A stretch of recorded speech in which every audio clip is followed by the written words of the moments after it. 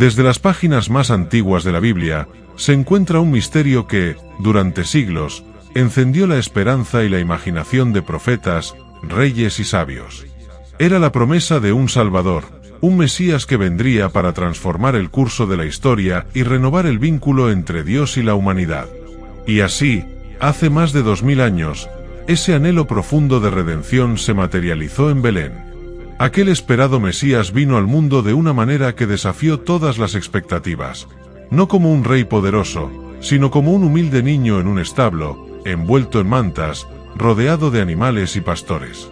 La historia de la primera venida de Jesús es más que un relato de fe, es el cumplimiento de profecías que, mucho antes de su nacimiento, describieron su llegada con detalles fascinantes. Profetas como Isaías y Miqueas pintaron imágenes de un futuro Salvador que vendría en una época de grandes dificultades, y precisamente en Belén. Isaías profetizó: «Porque un niño nos es nacido, hijo nos es dado, y el principado sobre su hombro». Isaías 9, 6. Miqueas también reveló el lugar exacto: «Pero tú, Belén Efrata, pequeña entre los clanes de Judá, de ti saldrá el que ha de gobernar en Israel». Miqueas 5, 2. Sin embargo, Jesús no solo vino a cumplir estas profecías de nacimiento. Su vida, sus enseñanzas y sus milagros marcaron casillas en la lista de expectativas mesiánicas. Cada acto era un símbolo, cada palabra una señal. Caminó entre los enfermos, los desposeídos y los marginados, enseñando lecciones de amor y compasión. «El Espíritu del Señor está sobre mí», dijo Jesús, cumpliendo la profecía de Isaías. «Me ha ungido para dar buenas nuevas a los pobres, me ha enviado a sanar a los quebrantados de corazón». Isaías 61, 1. Su primera venida fue revolucionaria no solo por lo que hizo, sino por cómo lo hizo. Llegó como un siervo sufriente, sacrificándose en la cruz, redimiendo a la humanidad y reconciliando al mundo con Dios. Fue en su sacrificio donde el plan de Dios se reveló plenamente. La profecía de Isaías 53, que describe al siervo sufriente, se cumplió en él. Fue despreciado y desechado entre los hombres, varón de dolores, experimentado en quebranto. Isaías 53, 3. Con su muerte, selló una promesa y, con su resurrección, abrió el camino a una nueva vida para todos los que creen en él. Pero la historia no terminó en la tumba vacía. Jesús dejó un mensaje claro: este no sería su único capítulo en la historia de la humanidad. Prometió regresar. «Si me voy y os preparo un lugar, vendré otra vez y os tomaré conmigo». Juan 14, 3. Así, mientras su primera venida fue una muestra de humildad, el mundo ahora espera su segunda venida, una manifestación de gloria y poder que cerrará el ciclo y traerá justicia plena. Este segundo retorno se espera como el siguiente acto en el gran escenario de la historia. Ya no se tratará de un niño frágil ni de un Mesías oculto. Será un rey poderoso, con toda la autoridad del cielo, y vendrá con un ejército celestial. La Biblia habla de un cambio dramático entre su primera y segunda venida. El siervo sufriente regresará como el rey conquistador.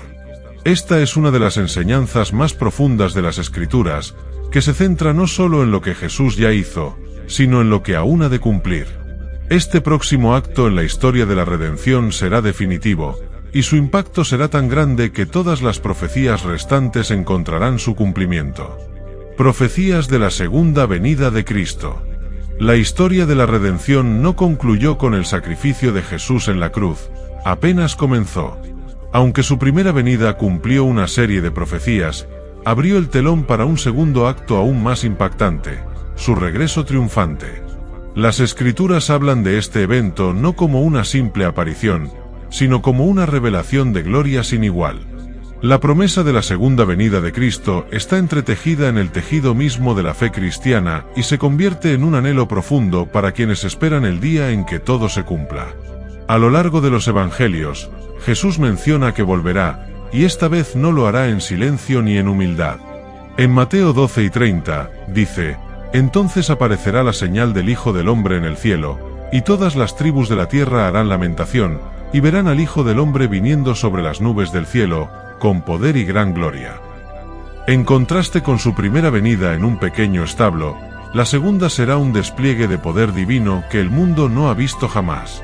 Este regreso, lleno de majestad, marcará la culminación de todas las profecías y promesas de justicia divina. La imagen de Jesús en su segunda venida desafía todas las nociones de debilidad o sacrificio. Será un rey indiscutible, acompañado por un ejército celestial, dispuesto a restaurar el orden en un mundo fracturado. Apocalipsis 19, 11-16 presenta una visión de este Cristo conquistador. Vi el cielo abierto, y aquí un caballo blanco, y el que lo montaba se llama Fiel y Verdadero, y con justicia juzga y pelea. Aquí, Jesús no es solo el Cordero sacrificado, es el León de Judá, un líder que no vacila en manifestar el poder de Dios en todo su esplendor. La espera de la segunda venida no es solo una esperanza de justicia, sino un recordatorio de la fidelidad de Dios en sus promesas. Así como cumplió las profecías en la primera venida, el mundo puede confiar en que cumplirá las restantes. Este regreso también simboliza el inicio de un reino de paz y justicia, donde enjugará Dios toda lágrima de los ojos de ellos, y no habrá más muerte, ni habrá más llanto, ni clamor, ni dolor, porque las primeras cosas pasaron. Apocalipsis 21, 4. En este reino, se restaurará la armonía original de la creación, y la presencia de Dios será manifiesta entre su pueblo. La promesa de esta segunda venida es un faro de esperanza en tiempos de tribulación. Nos recuerda que el sufrimiento y la injusticia no son eternos. En algún momento desconocido, Cristo regresará, y con él traerá el fin de todo dolor y el comienzo de una era de paz. Sin embargo, aunque nadie sabe el día ni la hora, las Escrituras invitan a los creyentes a vivir con una preparación activa, sabiendo que en cualquier momento el telón puede levantarse para este capítulo final de la historia. No olvides revisar el enlace en la descripción para profundizar en el conocimiento sobre la Biblia y los temas sagrados. En este recurso esencial encontrarás respuestas sobre cómo las profecías bíblicas hablan de nuestra esperanza en tiempos de incertidumbre. Sumérgete y transforma tu comprensión sobre el plan de Dios. Si quieres llevar tu vida a otro nivel, no olvides suscribirte, porque el verdadero crecimiento empieza aquí. Comparte este mensaje y deja tus comentarios, porque cada palabra cuenta para acercarnos al propósito divino. Señales de los tiempos y el cumplimiento de profecías. Imagina un rompecabezas cuyas piezas han sido distribuidas a lo largo de los siglos y recopiladas en las páginas de la Biblia. Este rompecabezas profético, descrito tanto en el Antiguo como en el Nuevo Testamento, detalla una serie de señales que los creyentes esperan ver antes del regreso de Cristo. Estos eventos, que abarcan desde la aparición de falsos profetas hasta guerras y desastres naturales, actúan como alertas de un acontecimiento monumental que transformará la historia para siempre. En el Evangelio de Mateo, Jesús responde a la pregunta de sus discípulos sobre cómo podrán saber cuándo se acerca el fin de los tiempos. Les advierte sobre falsos profetas que aparecerán en su nombre, afirmando ser el Cristo, e intentarán engañar incluso a los elegidos. Porque muchos vendrán en mi nombre, diciendo, yo soy el Cristo, y engañarán a muchos. Mateo 24, 5. Estos falsos líderes, seductores y manipuladores, jugarán con la fe y la esperanza de las personas, desviándolas de la verdadera enseñanza de Cristo. La historia está llena de ejemplos de personas que, en momentos de crisis o inestabilidad, han afirmado ser profetas o incluso el Mesías. Algunos han llegado a influir masivamente en sus seguidores, llevando a la gente a tragedias y al desvío de la fe verdadera.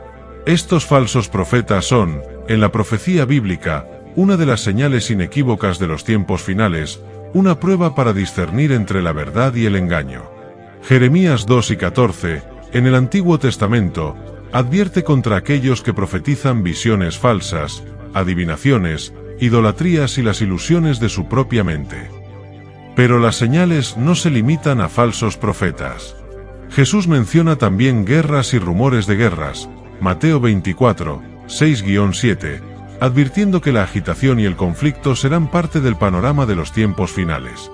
Sin embargo, aclara que estas cosas deben suceder, pero todavía no es el fin. Es un mensaje que resuena en la actualidad, en un mundo donde la guerra y la violencia parecen ser constantes. Cada conflicto y cada rumor de guerra son recordatorios de un proceso en marcha, que Jesús compara con los dolores de parto de una nueva creación. La naturaleza misma también será un reflejo de la proximidad de la segunda venida. Jesús habla de hambrunas, pestilencias y terremotos en varios lugares, Mateo 24, 7, como señales de que algo profundo y decisivo se está gestando en el cosmos. Cada desastre natural, cada evento extremo, actúa como un eco de estas palabras, recordándonos que la creación también está a la espera de una transformación. Estos desastres, que parecen aumentar en frecuencia e intensidad, son como las primeras contracciones de un parto, que se vuelven más frecuentes e intensas a medida que se acerca el momento del nacimiento. El llamado de Jesús a no alarmarse frente a estas señales es tanto un consuelo como un recordatorio de la importancia de la fe y la perseverancia. Él advierte que el aumento de la maldad enfriará el amor de muchos, creando una atmósfera de desafío espiritual y moral. Y por haberse multiplicado la maldad, el amor de muchos se enfriará. Mateo 12 y 12. Este es otro aspecto clave de las señales de los tiempos. No solo se trata de catástrofes externas, sino también de una batalla interna en los corazones de las personas, que se alejarán de la compasión, la bondad y la verdad. Finalmente, Jesús señala una señal especial, una profecía particular que destaca como el gran preludio de su regreso, la predicación del Evangelio en todo el mundo. Y este Evangelio del Reino será predicado en todo el mundo, como testimonio a todas las naciones, y entonces vendrá el fin. Mateo 12 y 14. Este llamado a llevar el mensaje de salvación y amor a cada rincón de la tierra es, según Jesús, el signo definitivo de que su regreso está cerca. Es un recordatorio de que, a pesar de las pruebas y tribulaciones, el propósito de los creyentes es mantener viva la esperanza y compartirla con los demás, ya que, al final, el amor y la verdad prevalecerán. El surgimiento de falsos profetas y anticristos. Una de las advertencias más impactantes de Jesús respecto a los tiempos finales es el surgimiento de falsos profetas y anticristos. Esta amenaza no es un simple engaño, sino un desafío espiritual profundo, un intento deliberado de confundir y desviar a los creyentes de la verdad. Las Escrituras no se limitan a señalar la aparición de estos personajes, sino que ofrecen criterios claros para identificarlos y protegerse de su influencia. En Mateo 12 y 24, Jesús advierte, porque se levantarán falsos cristos y falsos profetas, y harán grandes señales y prodigios, de tal manera que engañarán, si fuere posible, aun a los escogidos. Esta descripción es poderosa. Estos falsos profetas no son meros charlatanes, sino individuos con una habilidad impresionante para realizar señales que confunden a las masas. Su objetivo es usar la fe de las personas en su contra, manipulando sus creencias y llevándolas a caminos que se alejan del amor y la verdad de Dios. La figura del falso profeta no es nueva en las Escrituras. Desde el Antiguo Testamento, vemos advertencias contra quienes afirmaban hablar en nombre de Dios pero buscaban su propio beneficio. Jeremías describe a estos falsos profetas diciendo, profetizan visiones falsas, adivinaciones, idolatrías y las ilusiones de su propia mente. Jeremías 2 y 14. Estos individuos no buscaban la voluntad de Dios, hablaban desde su propio ego y deseos, desviando a la gente de la verdadera fe. La Biblia también introduce una figura particular que desempeña un papel central en los tiempos finales: el anticristo. Esta figura representa la oposición encarnada contra Cristo y su mensaje, una especie de antagonista principal en la narrativa de los últimos tiempos. El apóstol Juan, en sus cartas, advierte sobre el espíritu del anticristo, que ya está presente en el mundo, manifestado en quienes niegan a Cristo. 1 Juan 2 y 18. Sin embargo, también menciona la llegada de un anticristo específico que representará la cúspide de esta oposición, engañando a las naciones y oponiéndose a los planes de Dios. Pablo también se refiere a este hombre de la iniquidad en 2 Tesalonicenses 2, 3-4, donde lo describe como alguien que se opone y se levanta contra todo lo que se llama Dios o es objeto de culto, tanto que se sienta en el templo de Dios como Dios, haciéndose pasar por Dios. Esta descripción revela la magnitud del desafío espiritual que representa el anticristo. No es solo un enemigo de la fe, sino alguien que intenta usurpar el lugar de Dios, reclamando adoración y lealtad para sí mismo. Distinguir entre profetas verdaderos y falsos, o entre la verdad de Cristo y las mentiras del anticristo, se vuelve crucial en los tiempos finales. La Biblia nos da algunos principios para esta distinción.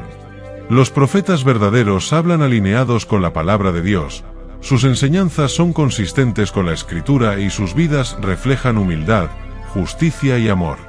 Los falsos profetas, en cambio, buscan su propia gloria, sus enseñanzas están llenas de ambigüedades y promueven el egoísmo, el materialismo y la confusión. Para los creyentes, el surgimiento de estos falsos líderes no es motivo de miedo, sino una señal de alerta y una oportunidad para afinar su discernimiento.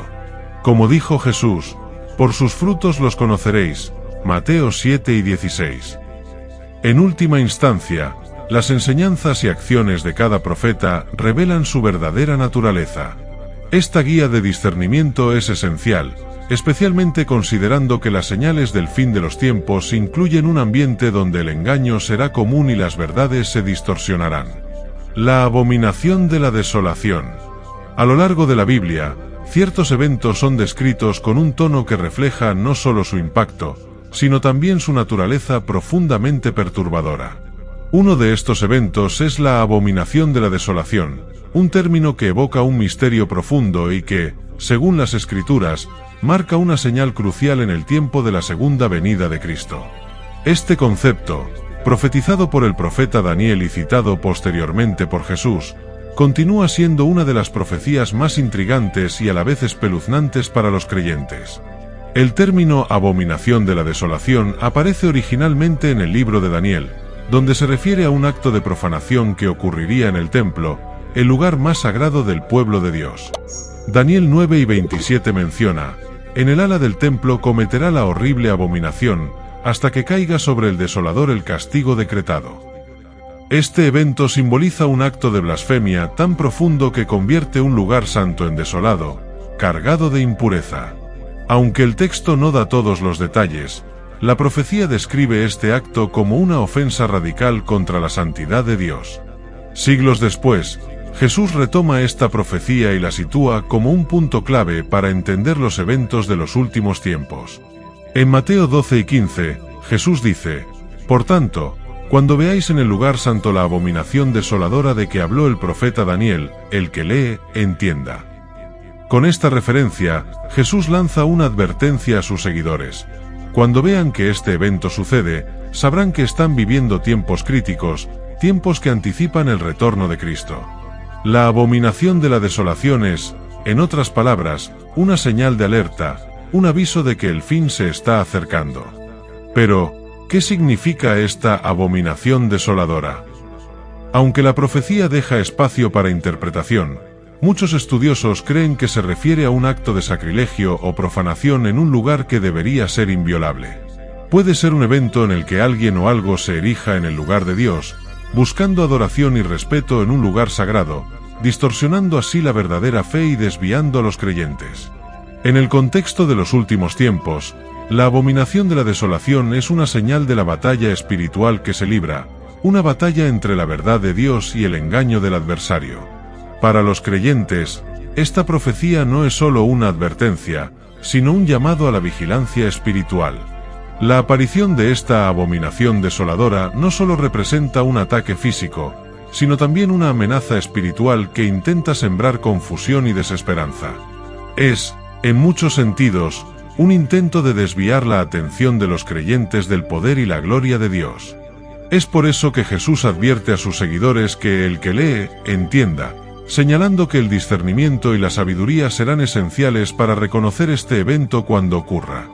En un mundo que constantemente experimenta disturbios y desafíos espirituales, la abominación de la desolación puede ser vista como un recordatorio de que existen fuerzas opuestas a Dios que buscan profanar y desolar lo que es santo.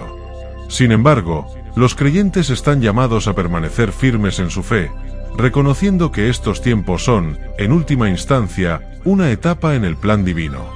La promesa final es que, pese a los intentos de desolación y engaño, Dios restaurará y vindicará a su pueblo, trayendo justicia y paz eternas. el hombre de la iniquidad y la rebelión.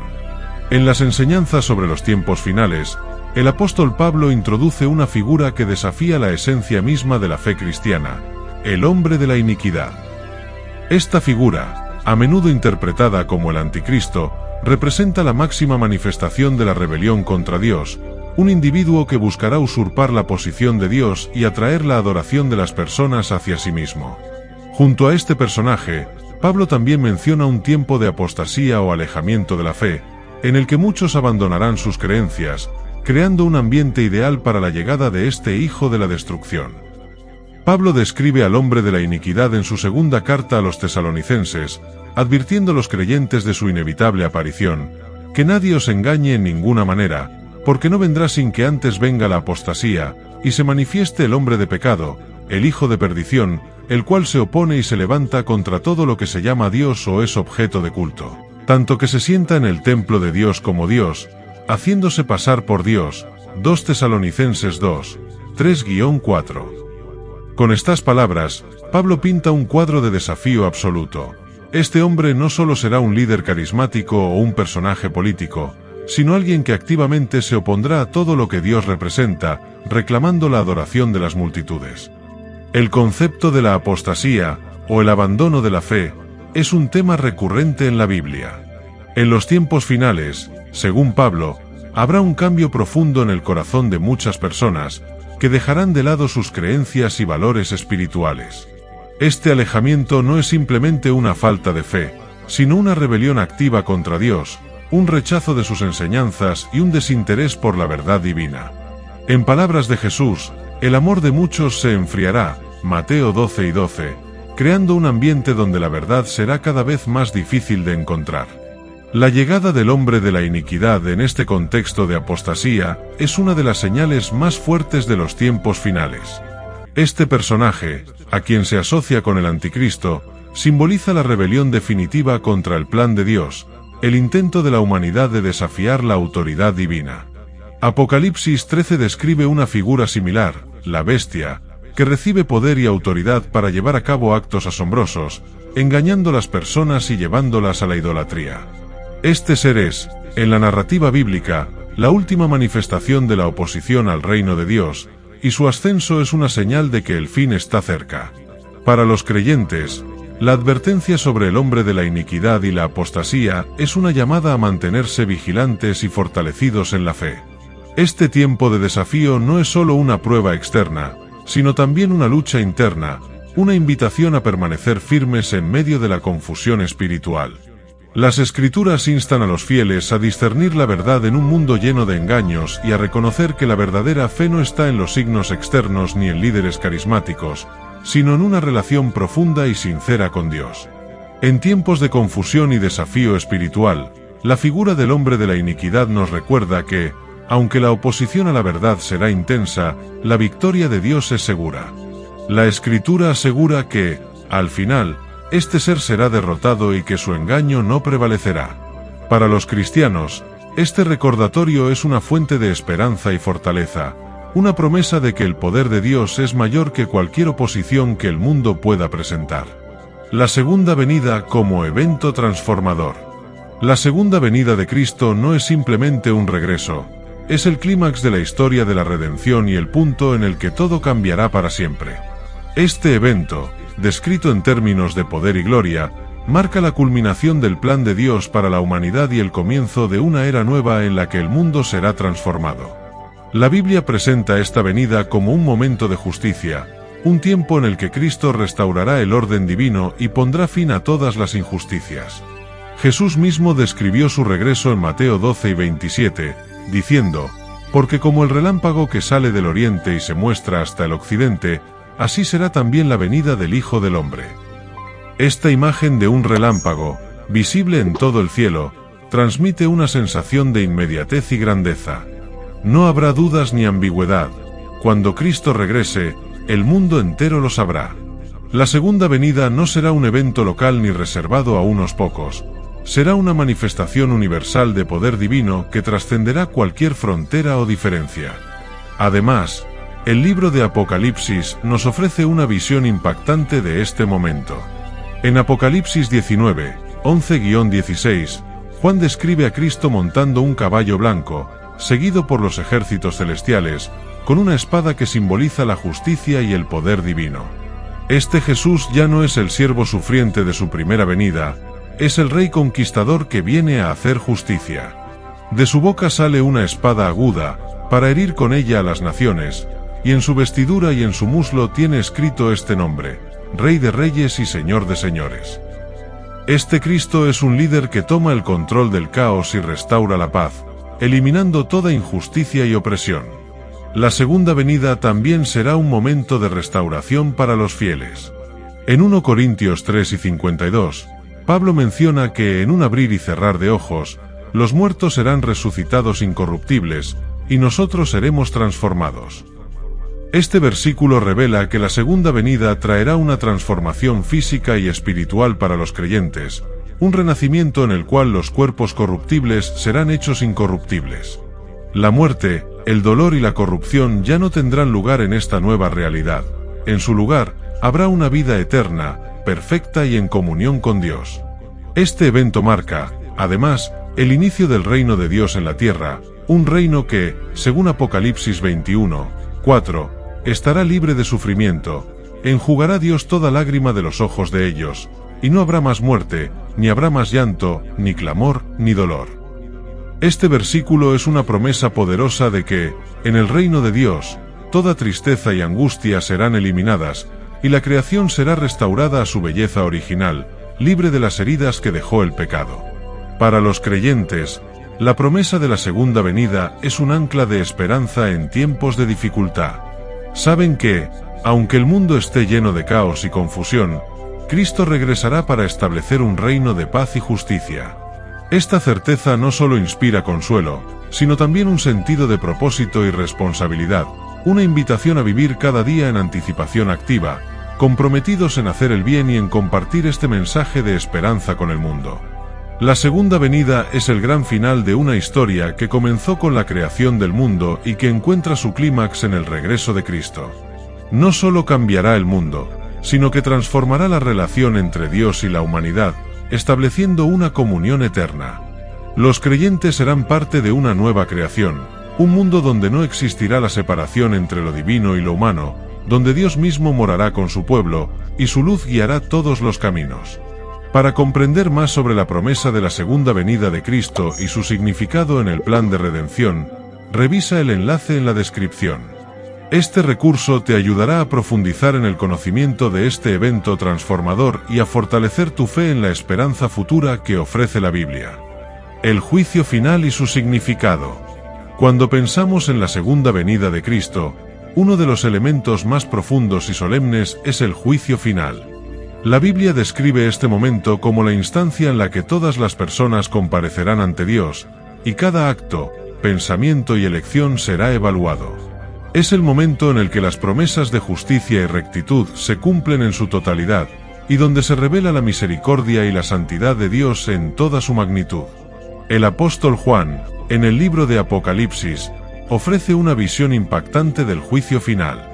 Describe cómo vi a los muertos, grandes y pequeños, de pie ante Dios, y los libros fueron abiertos, y los muertos fueron juzgados por lo que estaba escrito en los libros, según sus obras. Apocalipsis 8 y 12. Esta imagen transmite una igualdad absoluta. No importa el estatus, la riqueza o la influencia, todos serán juzgados bajo la mirada justa de Dios. La escena de los libros abiertos simboliza el registro de la vida de cada persona, un relato que contiene cada acción y cada decisión. Este juicio no es un acto arbitrario, sino la manifestación de la justicia perfecta de Dios. El juicio final no solo trata de evaluar nuestras acciones, es también un momento de separación, donde cada persona recibirá la recompensa o el castigo acorde a su vida. Jesús describe este proceso en Mateo 25, 31-33, usando la metáfora de un pastor que separa a las ovejas de los cabritos. Entonces el rey dirá a los de su derecha: «Venid, benditos de mi Padre, heredad el reino preparado para vosotros desde la fundación del mundo». Esta separación representa el momento en que cada individuo conocerá su destino eterno, una verdad solemne que invita a reflexionar sobre cómo vivimos y lo que valoramos. Para los creyentes, el juicio final también es un momento de vindicación y consuelo. Es la promesa de que cada injusticia, cada acto de maldad y cada sufrimiento encontrarán su respuesta en Dios. Aquellos que han sufrido, que han sido marginados o perseguidos, encontrarán restauración y justicia. En Apocalipsis 21:4, se nos recuerda que, en este nuevo reino, Dios enjugará toda lágrima de sus ojos, y ya no habrá muerte, ni llanto, ni dolor. Este versículo es una garantía de que la vida eterna en el reino de Dios será una existencia de paz y gozo, donde el sufrimiento será solo un recuerdo lejano. Sin embargo, el juicio final no es una invitación a vivir con miedo, sino con esperanza y propósito.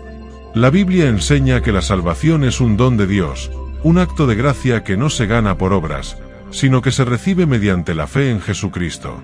Como dice Efesios 2:8-9, porque por gracia sois salvos por medio de la fe, y esto no de vosotros, pues es don de Dios, no por obras, para que nadie se gloríe. La salvación es un regalo, pero nuestras acciones son un reflejo de nuestra fe, el fruto de un corazón transformado por Dios. Para los cristianos, vivir a la luz del juicio final significa vivir en amor, compasión y justicia, siguiendo el ejemplo de Cristo y reflejando la misericordia y bondad de Dios en cada aspecto de la vida. Saber que cada acto tiene un significado eterno, nos anima a ser embajadores del amor y la verdad de Dios en el mundo. El juicio final nos recuerda que nuestras vidas están conectadas con un propósito superior y que cada momento es una oportunidad para sembrar semillas de bondad y justicia. Este juicio también es una afirmación de que la justicia y la redención triunfarán al final.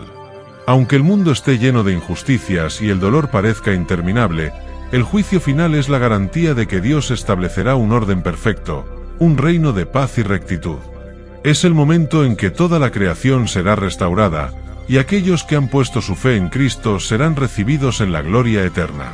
Si deseas profundizar en el significado del juicio final y cómo prepararte espiritualmente para el regreso de Cristo, revisa el enlace en la descripción. Este recurso es esencial para comprender el plan de Dios y cómo vivir una vida que refleje su amor y justicia. Si quieres llevar tu vida a otro nivel, no olvides suscribirte, porque el verdadero crecimiento empieza aquí. Comparte este mensaje de esperanza y justicia, comenta y únete a nuestra comunidad, ya que juntos podemos prepararnos para el glorioso regreso de Cristo.